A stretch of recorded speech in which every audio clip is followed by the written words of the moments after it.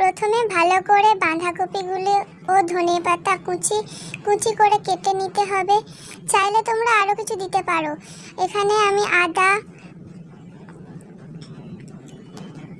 Tomato কুচি, পেঁয়াজ কুচি দিয়ে দিয়েছি।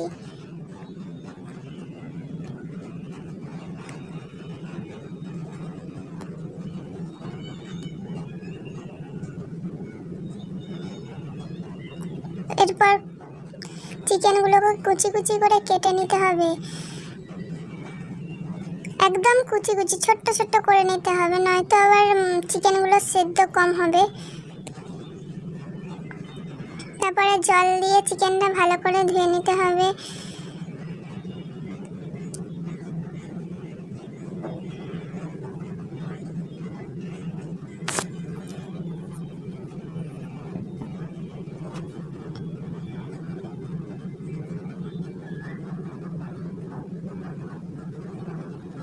কপি ও ধনেপাতার কুচিগুলো ধুয়ে নিতে হবে।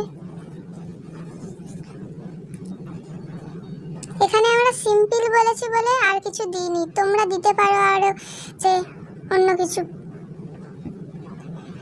আদা, রসুন, পেঁয়াজ, টমেটোগুলো ধুয়ে নিতে হবে। তারপরে এগুলো মিক্সিতেও তোমরা বাটতে পারো এবং শিলনোড়াতেও বাটতে পারো। আমরা এখানে মিক্সি ব্যবহার করছি। পেঁয়াজ, আদা, রসুন এগুলি ভালো করে পেস্ট করে নিতে হবে।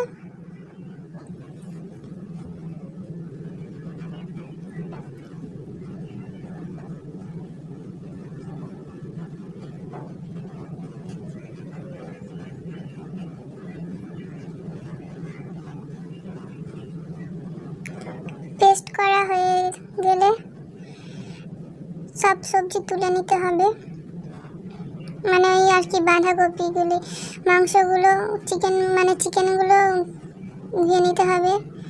এই বাঁধাকপি, ধনেপাতা এবং চিকেনগুলো একসাথে মিক্স করতে হবে। সেখানে সব মশলা দিয়ে মিক্স করতে হবে। এখানে দিয়ে দিলাম হলুদ গুঁড়ো, জিরে গুঁড়ো, ধনে গুঁড়ো, মৌরি গুঁড়ো রয়েছে। এখানে তোমরা চাইলে দিতেও পারো, না দিতেও পারো। নুন, পরিমাণ মতো নুন দিয়ে দিলাম।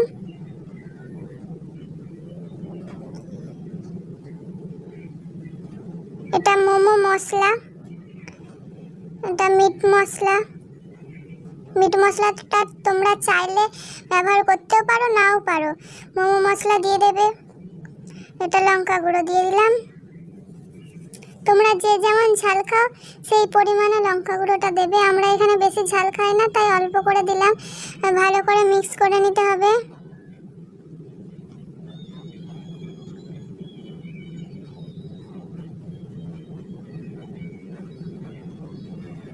দেখো আমাদের এখানে ভালো করে মিক্স করা হয়েছে। তারপর চাপা দিয়ে খানিকক্ষণ রেখে দেবে, তারপর ময়দাটা মাখবে। ময়দাটা দিয়ে দিলাম নুন, পরিমাণ মতো দিয়ে দেবে।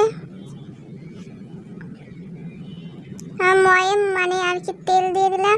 ওটা ভালো করে মিক্স করবে।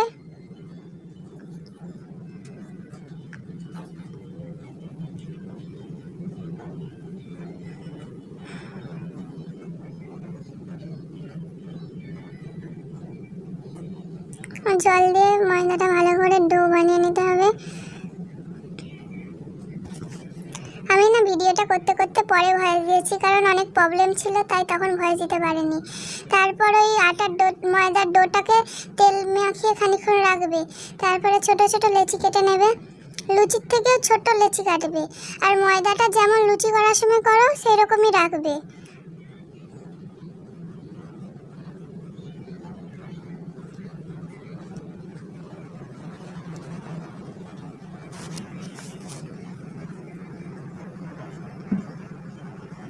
আর বন্ধুরা তোমরা একটু সাপোর্ট করো। এটা আমার ফার্স্ট রান্নার ভিডিও, বড় ফার্স্ট ভিডিও।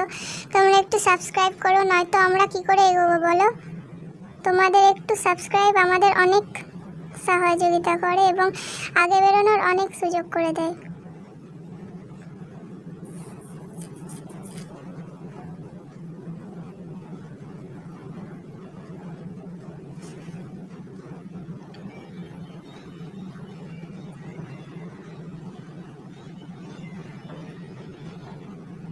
তারপর লেচি কাটা হয়ে গেলে বেলে নেবে সুন্দর করে গোল গোল।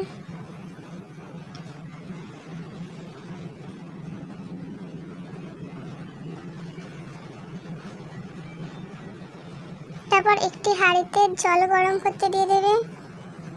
তারপর সেই ফুটো ফুটো বাটিগুলো রয়েছে না, আমরা বলি জাম বাটি, তোমরা কি বলো কমেন্টে বলবে নিশ্চয়ই। তাতে সেদ্ধ করা হয়ে গেলেই, ভাপানো হয়ে গেলেই হয়ে যাবে মোমো। আমাদের মোমো রেডি, দেখে নাও তোমরা।